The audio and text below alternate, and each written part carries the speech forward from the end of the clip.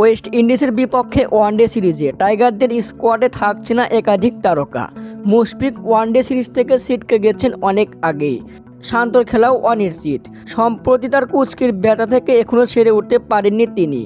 নতুন করে ইনজুরিতে পড়েছেন hard hitter batsman Towhid Hridoy. বগুড়াতে ফুটবল খেলতে গিয়ে কুঁচকিতে টান পড়েছে তার। এদিকে শর্ত পূরণ না হওয়ায় সাকিবও খেলবেন না ওয়েস্ট ইন্ডিজের বিপক্ষে ওয়ানডে সিরিজে। উইন্ডিজের বিপক্ষে 3 ম্যাচের ওয়ানডে সিরিজের জন্য চলতি সপ্তাহে দল ঘোষণা করবে বাংলাদেশ ক্রিকেট বোর্ড। টেস্ট ক্রিকেটারদের নিয়ে ওয়ানডে দল গড়তে যাচ্ছে নির্বাচকরা। স্কোয়াডে একাধিক তারকার ইনজুরিতে দুশ্চিন্তায় বিসিবি। মিরাজের কাঁধে ওয়ানডে সিরিজের দায়িত্বভার পড়ছে।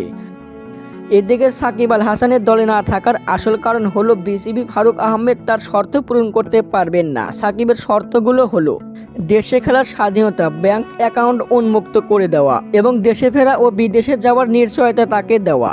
তার দেওয়া শর্তগুলো মানতে নারাজ বিসিবি, যার কারণে ওয়েস্ট ইন্ডিজের বিপক্ষে ওয়ানডে সিরিজে নেই সাকিব। ওয়ানডে দলে ডাক পাচ্ছেন জাকির হাসান, মাহিদুল ইসলাম অঙ্কন, শাহাদত হোসেন দীপু, মাহমুদুল হাসান জয় ও আফিফ হোসেন ধ্রুব।